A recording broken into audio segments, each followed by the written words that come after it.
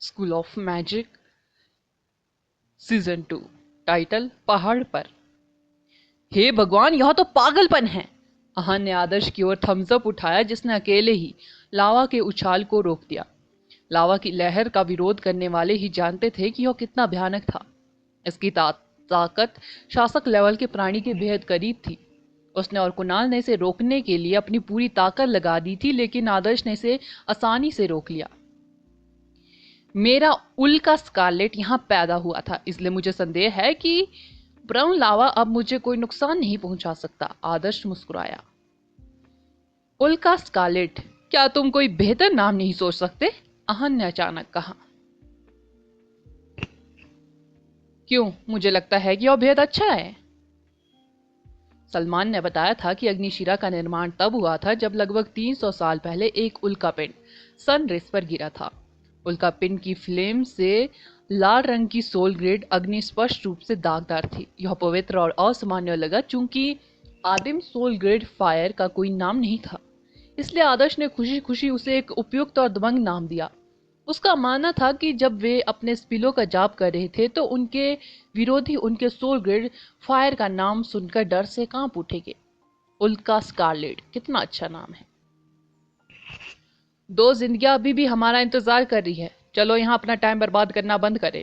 कुणाल ने उन्हें बीच में टोकते हुए कहा। तुम सही कह रहे हो, हमें जल्दी करना होगा।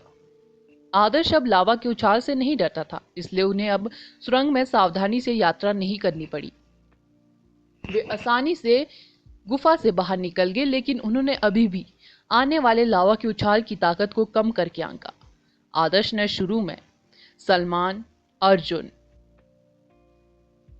मनाव और अन्य लोगों को आश्चर्यचकित करने के लिए एक राजा की तरह सुरंग से बाहर निकलने की योजना बनाई, लेकिन वे सभी इसके बजाय सुरंग से बाहर निकल गए। आहन और कुणाल खड़े हो गए और गालियां देने लगे। उनके चेहरे कालिक से भर गए। आदर्श को तुरंत अजीब लगा, वह बात को बेहद आगे ले गया था। क्या यह काम कर गया? सलमान ने पूछा। उसकी आंखें चमक रही थी। हाँ, भले ही आदिम सोल ग्रेड फायर अभी भी धीरे धीरे गड़ी जा रही है, इसने मुझे यहाँ लावा के साथ एक निश्चित अनुकूलता प्रदान की है। मैं सुमन को गुंबद में ले जाऊंगा और उस पर सीपीआर करूंगा, आदर्श ने कहा। शिवा लगभग अपनी सीमा पर है, जल्दी करो। सॉरी, शिवी। शिवा का शिवी बना लेते हैं, मनाव ने अधीरता से कहा। आदर्श ने सुमन को अपनी बाहों में उठा लिया। सलमान ने बताया कि इस भेद लावा में ऑक्सीजन की मात्रा ज्यादा थी। एक बार जब सलमान के फेफड़ों में लगी आग बुझ गई तो उसे बेहद जल्दी जाग जाना चाहिए। उल्का स्कारलेट, सोलग्रेड फायर का दावा करने के बाद आदर्श का फायर एलिमेंट पर कंट्रोल काफी हद तक बेहतर हो गया। भले ही वो लिटिल फ्लेम बेले के कब्जे में न हो, आदर्श की चारों ओर आग की एक रिंग थी। यह सफेद लावा के संपर्क में आने के बाद गायब नहीं हुई। क्यों काम करता है? आदर्श बेहद खुश था। उसने एक और कदम आगे बढ़ाया। उल्का स्कारलेट फ्लेम की अपनी चेतना और आत्मा थी, जबकि सफेद लावा आग की लपटों के संरक्षक की तरह था। जब उसने देखा कि उल्का स्कारलेट गुंबद में प्रवेश करने की कोशिश करी है तो वह स्वेच्छा से आदर्श को प्रवेश करने देने के लिए अलग होगी। मुझे नहीं लगता था कि तुम यहाँ एक छोटी राजकुमारी की तरह हो। आदर्श काफी हैरान था। उल्का स्कारलेट की स्थिति उसकी कल्पना से कहीं अधिक थी। वह व्हाइट लावा से सम्मान महसूस कर सकता था। उस स्थिति में सब कुछ बेहद आसान होने वाला था। आदर्श सफेद लावा द्वारा संरक्षित पवित्र स्थान में चला गया। उसे आश्चर्य हुआ कि वह स्थान उसकी अपेक्षा से बेहद बड़ा था। एक संकुचित स्थान। आदर्श ने आगे देखा और अपनी दृष्टि की सीमा के अंत में गुंबद के दूसरे छोर को देखा। बाहर से गुंबद केवल 100 मीटर व्यास वाले गोलाकार क्षेत्र को कवर करता था, लेकिन अंदर यह एक अलग दुनिया थी। आदर्श ने गहरी सांस ली। जैसा कि सलमान ने बताया था, यहाँ ऑक्सीजन ज्यादा थी। पहाड़ों में सांस लेने से ज्यादा आरामदायक महसूस हुआ। आदर्श ने धीरे से सुमन को नीचे लेटाया। उसे पता था कि गुंबद के बाहर कोई और व्यक्ति उसका इंतजार कर रहा है। सुमन को जल्दी से जगाना बेहतर था। आदर्श ने सुमन की सांस रोकने वाली चीजें हटा दी और एक हाथ से उसकी ब्रा भी उतार दी। जब उनके बंधन को हटाया गया तो दो विशालकाय स्तन उसके कपड़ों के अंदर उछलने लगे। आदर्श को तुरंत ही किसी के बुलाने पर बाहर आने के लिए तैयार। अभिव्यक्ति के पीछे का अर्थ समझ में आ गया। इतने बड़े? वे आयशा के समान लेवल पर है। अगर वह यहाँ मर जाए तो यह दुख की बात होगी, आदर्श ने कहा। आदर्श ने सुमन का मुंह खोला। वह एक बेहोश व्यक्ति से गहरी सांस लेने की उम्मीद नहीं कर सकता था। उसे निश्चित रूप से उसे हेल्प करनी थी, ना केवल उसे सांस लेने में हेल्प करनी थी, बल्कि उसे उसकी छाती पर एक निश्चित दबाव भी डालना था ताकि वह अपने फेफड़ों में लगी आग को बाहर निकाल सके। आदर्श को 10 से ज्यादा बार एक ही हरकत दोहराने के बाद थोड़ी गर्मी लग रही थी। वह अभी तक क्यों नहीं जाग रही थी? अगर वह बेहोश रही तो वह डीमन में बदल जाएगा। उसका स्पर्श बेहद अच्छा था। सुमन अचानक सीधी होकर बैठ गई और जोर से खांसने लगी। आदर्श को उसके मुंह से काला धुआं निकलता हुआ दिखाई दे रहा था, क्योंकि वह आखिरकार अपने फेफड़ों में जमा चीजों को साफ कर रही थी।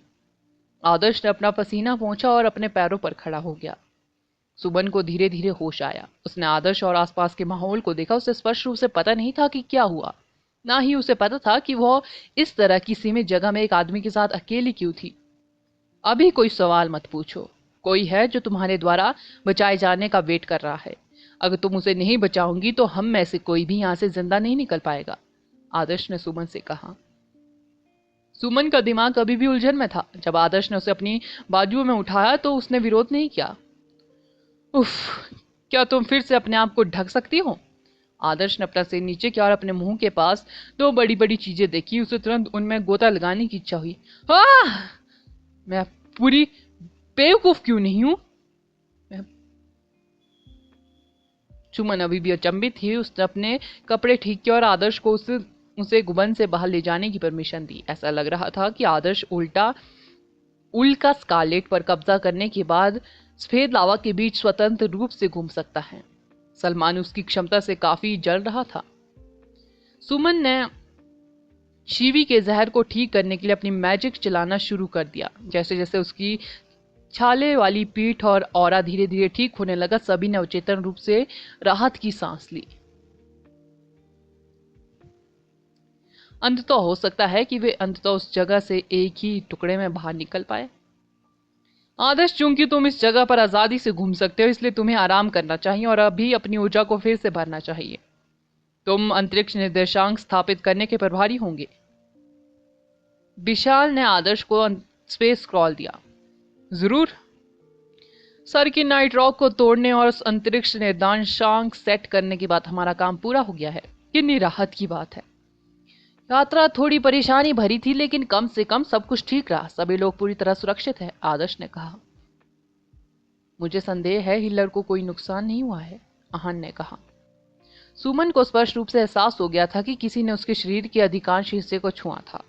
जब वह पूरी तरह से होश में आ गई, उसने आदर्श की आंखों में देखने की भी हिम्मत नहीं की। हर बार जब आदर्श कुछ कहता तो वह अवचेतन रूप से शर्मा जाती। कुछ देर आराम करने के बाद टीम का इस जगह पर और रुकने का कोई इरादा नहीं था। शिवी ने भी टीम को सर्किनाइट भंडार तक ले जाने की पहल की। अब जाने का टाइम हो गया है। आदर्श, आहन, कुणाल, सुमन, तुम चारों यहीं रुकोगे और आराम करोगे। बाकी लोग मेरे पीछे सर्किनाइट से निपटने के लिए आएंगे। अर्जुन। अर्जुन कहाँ है? विशाल ने कहा। मैं यहाँ हूं। क्या अब हम चले? अर्जुन ने पूछा। हाँ, जितना जल्दी हो सके उतना अच्छा है। कौन जानता है कि बाद में वहां क्या होने वाला है। अब सब कुछ आप पर निर्भर है। मेरा मानना है कि सर्किनाइट जमा के पास कुछ जीव है, विशाल ने कहा। चिंता ना करें, मैं इसे संभाल सकता हूँ, अर्जुन ने कहा। यहाँ पूरा काम होने के बाद कबीले में हमारा रुतबा बेहद बढ़ जाएगा। समय आने पर तुम अपनी पसंद की कोई भी महिला चुन सकोगे, विशाल ने कहा। अर्जुन के होठ में उड़ के शब्दों ने स्पष्ट रूप से उसके दर्द को छू लिया था। आओ, अब जाने का टाइम हो गया है, सलमान ने कहा। आदर्श, कुणाल और आहन बेहद थके हुए थे। उग्र पंखों वाले तानाशाह से बचाव करना और भूरे लावा के कुंड में कूदना बेहद कठिन काम था। आहन और आदर्श अभी भी चोटों से पीड़ित थे। सुमन के ठीक होने के बाद उसने उनकी चोटों का इलाज करने में हेल्प की। कुणाल की हालत बेहतर थी। उसे केवल कुछ मामूली जलन हुई थी। वह आसानी से दवा से अपना इलाज कर सकता था। कुछ देर ध्यान करने के बाद वे अपनी ऊर्जा को पुनः प्राप्त करने में सफल हुए। आदर्श ने अपनी आंखें खोली। वह नहीं बता सकता था कि कितना टाइम बीत गया। उब महसूस करते हुए उसने कुणाल की ओर देखा, जो अभी भी उसके बगल में बैठा था, और पूछा, कुणाल, तुम इतने सालों से कहाँ थे? हर जगह। मैं कभी कभी प्राचीन राजधानी का दौरा करता हूँ, कुणाल ने जवाब दिया। वांग सनपांग के बारे में क्या ख्याल है? क्या वह आदमी अभी भी जिंदा है? आदर्श ने कहा। वह ठीक है, अब उसकी पत्नी है और वह पहले से ही एक पिता है। वह आमतौर पर जंगल से लूटी गई चीजों को बेचने में मेरी मदद करता है। उसने अब एक मैजिक की दुकान खोल ली है, वह बेहद अच्छा काम कर रहा है, कुणाल ने जवाब दिया। और उस लड़की के बारे में क्या ख्याल है? मुझे लगा कि तुम दोनों के बीच कुछ चल रहा है, आदर्श ने पूछा। तुम ही वह हो जिसे वह पसंद करती है। हमारे बीच वास्तव में कुछ भी नहीं है। हम कभी कभी साथ में घूमते थे। वह शायद स्कूल में ही रहती होंगी। मुझे उसे देखे हुए काफी समय हो गया है, कुणाल ने कहा। ओह, उससे कहो कि वह मुझ पर मोहित होना बंद करे।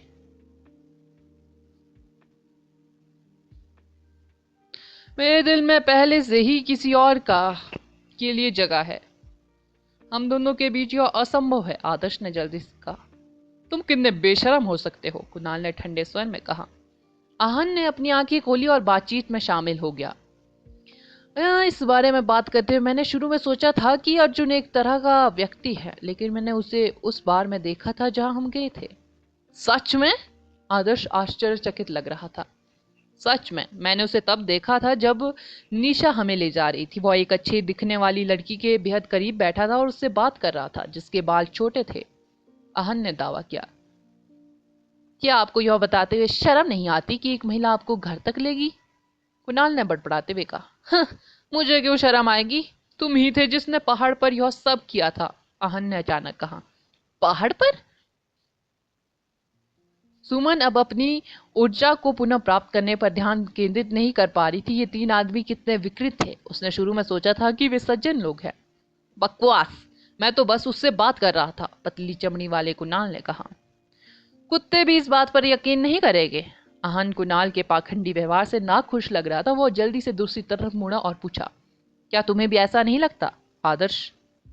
मुझे लगता है कि मैं तुम्हारा दादा हूं, आदर्श ने डांटा। कोई रास्ता नहीं था कि वह चारा खाए।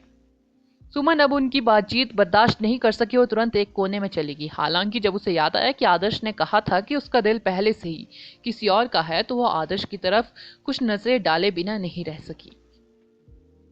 School of magic season 2, title बाधा।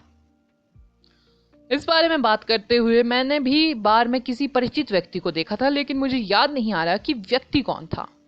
कुणाल ने निरर्थक बहस को रोक दिया क्योंकि उसे वह व्यक्ति याद आ गया जिसे उसने दूसरे दिन बार से निकलते समय देखा। मुझे यकीन है कि यह अर्जुन था। आप अभी तक उससे परिचित नहीं थे, आदर्श ने अनुमान लगाया। कुणाल ने अपना सिर हिलाया और कहा, मैंने अर्जुन को देखा था और यह सच है कि मैं उसे पहचान नहीं पाया, लेकिन मुझे लगता है कि मैंने पहले उसके बगल में बैठी छोटे घुंघराले बालों वाली लड़की को देखा था। देखो, मैंने तुम्हारे नकली होने के बारे में क्या कहा था? हमारी जानकारी के बिना चुपके से किसी और के साथ संबंध बनाने की तुम्हारी हिम्मत कैसे हुई? आहन ने आश्चर्य से कहा। क्या तुम एक बार चुप हो सकते हो? कुणाल के विचार एक बार फिर उस बेवकूफ के बीच में बोलने से विचलित हो गए। वह यह सोचने से खुद को रोक नहीं पाया कि वह आदमी अपने पिछले जन्म में गूंगा था, यह देखकर कि वह कैसे लगातार बोलता रहता था। कुणाल ने राष्ट्रीय टीम में उससे ज्यादा बेशरम व्यक्ति कभी नहीं देखा। आहन, उसे बोलने दो, आदर्श ने कहा जब उसने कुणाल के चेहरे पर गंभीर भाव देखे।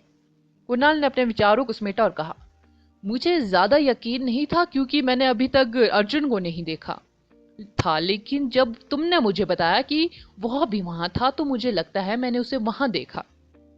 लेकिन जिस व्यक्ति से मैं परिचित महसूस कर रहा था, बहुत छोटे घुंघराले बालों वाली लड़की थी। मैं उससे पहले भी मिल चुका हूं और मुझे लगता है कि वह राजधानी में थी। वह राजधानी से है? आदर्श उलझन में था। मैंने इतने सालों में शायद ही कभी किसी महिला को देखा हो, इसलिए उसने मुझसे पहले भी बात की होंगी। अब मुझे याद आया। कुणाल को अचानक कुछ एहसास हुआ। सुमन ने भी अपनी आंखें खोली। उसे लगा कि किसी इंपॉर्टेंट बात पर बात कर रहे हैं। इस बीच उसे अपने पैरों के नीचे कुछ हिलता हुआ महसूस हुआ। कुछ ठंडी चीज धीरे धीरे उसके पैरों की ओर बढ़ रही थी।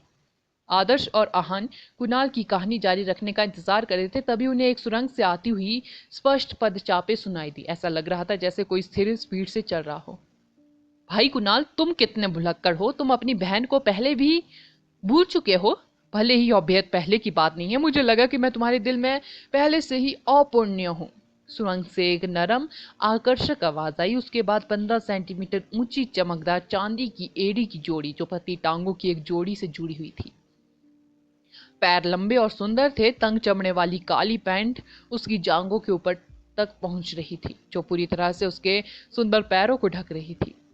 वह उनके पास ऐसे आ रही थी जैसे वो अपनी उंगलियों के बीच एक लेडी सिगरेट लेकर कैटवॉक पर हो। उसने लापरवाही से धुआं उगल दिया। धुएं से भरी उसकी मोहक नजरें किसी भी पुरुष की आदिम इच्छाओं को जगाने के लिए पर्याप्त थी। कुन्ना चौंक गया। ओह, हमारा बैकअप आखिरकार आ गया।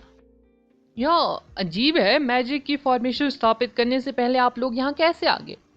खैर, हम बाकी काम आप लोगों पर छोड़ देते हैं। अब दिन खत्म करने का समय आ गया है। आहन मुस्कुराया जब उसने लोगों के समूह को उस खूबसूरत महिला के नेतृत्व में देखा।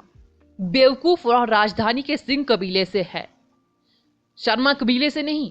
कुणाल ने उसे डांटा। आहन को उस महिला को गले लगाने का मन हुआ। कुणाल के श्राप को सुनने के बाद उसकी अभिव्यक्ति जटिल हो गई। यहाँ पर क्या हो रहा था? राजधानी का सिंह कबीला, सिंह कबीले के लोग यहाँ क्यों आए? इतना प्यारा युवक, अगर तुम हमारे साथ सहयोग करने को तैयार हो तो मैं तुम्हें आज रात अपना बिस्तर गर्म करने देने में कोई आपत्ति नहीं करूंगी। जानवी ने हंसते हुए कहा। वह आहन के सुंदर रूप से चकित थी। चलो बात करते हैं। सुमन को पहले जाने दो। आदर्श ने सुमन की तरफ देखा जब उसे लगा कि कुछ ठीक नहीं लग रहा है।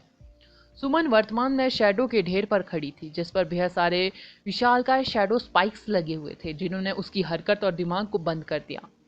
आदर्श को शैडो एलिमेंट के साथ एक हथियारे की उपस्थिति का ऑरा या आभास हो गया था। वह एक ही विचार से सुमन की जान ले सकता था। यहाँ क्या हो रहा है? आहन पूरी तरह से अचंभित था। ये लोग कहाँ से आए थे? वे क्या चाहते थे? अर्जुन, मैं पहले तो आपकी बेहद प्रशंसा करता था। भले ही जो कुछ भी हो वो आपके साथ अन्याय था, फिर भी आपने खुद को साबित करने के लिए यहाँ आना चुना। मुझे उम्मीद नहीं थी कि आप इतने घिनौने व्यक्ति होंगे। आदर्श को पहले से ही पता था कि क्या हुआ। उसने उस दिमाग को घूर कर देखा जो जानवी के पीछे छाया में छिपा हुआ था। अर्जुन को आश्चर्य हुआ कि उसका भेद इतनी जल्दी खुल गया।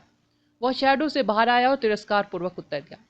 क्या तुम सच में सोचते हो कि जो कुछ हुआ उसके बाद भी मैं शर्मा कबीले के लिए काम करूंगा? वे बदमाश मेरे साथ कुत्ते की तरह व्यवहार कर रहे थे, जिसे वे सारे लाभ प्राप्त करने के बाद फेंक सकते थे।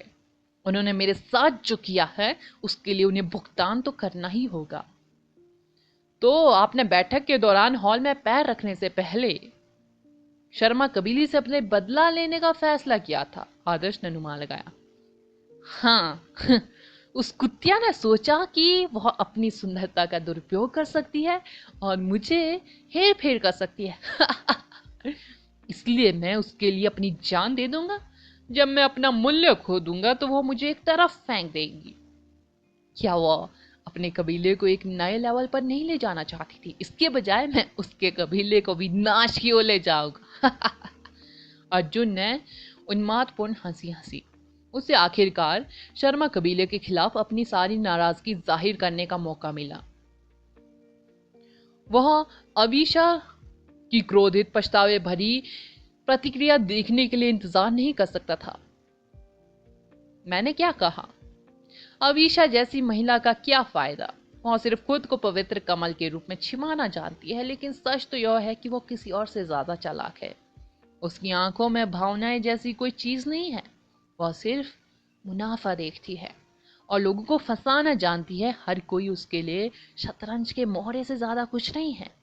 जो मोहरे उपयोगी है और जो मोहरे उपयोगी नहीं है। जहां तक मेरी बात है, भले ही मेरी प्रतिष्ठा उतनी प्रभावशाली ना हो, लेकिन मैंने हमेशा लोगों के साथ ईमानदारी से पेश आई हूँ। मैं उन लोगों को पैसा और शोहरत देने को तैयार हूँ जो मेरे लिए कुछ करने को तैयार है। मैं अपना शरीर भी दे सकती हूँ। जानवी भी हंस पड़ी। उसकी हंसी, उसकी आवाज जितनी ही मोहक थी। तुम्हें क्या चाहिए? कुणाल ने पूछा। हम यहाँ सब कुछ अपने कब्जे में ले लेंगे। जहां तक तुम लोगों की बात है, मैं अभी भी सोच रहा हूँ कि तुम्हारे साथ क्या करना चाहिए। क्या मुझे तुम्हें किसी हारे हुए कुत्ते की तरह छोड़ देना चाहिए या मुझे तुम्हें वहीं मार देना चाहिए? किसी भी तरह से बाहरी दुनिया को पता नहीं चलेगा कि यहाँ क्या हुआ। ओह, मैं बताना भूल गया, मैंने विशाल के स्पेस स्क्रॉल को भी जब्त कर लिया है, इसलिए तुम्हारे लिए यहाँ से भागने का कोई मौका नहीं है और विरोध करने की तो जहमत भी मत उठाना। मुझे उन लोगों के साथ अपना टाइम बर्बाद करना पसंद नहीं जो विरोध करते हैं। मुझे गुस्सा आने पर एक या दो अंक फाड़ना पसंद है और मैं गलती से किसी को मार भी सकती हूँ। जानवी ने धीरे से कहा। अगर वे उसकी बातें साफ साफ नहीं सुन पाते तो शायद दूसरे लोग सोचते कि वो किसी के साथ फ्लर्ट कर रही है, लेकिन वे ऐसे लोग थे जो किसी की रीढ़ में सिहरन पैदा कर देते। अगला एपिसोड जानने के लिए बने रहे मेरे इस चैनल के साथ। Thank you.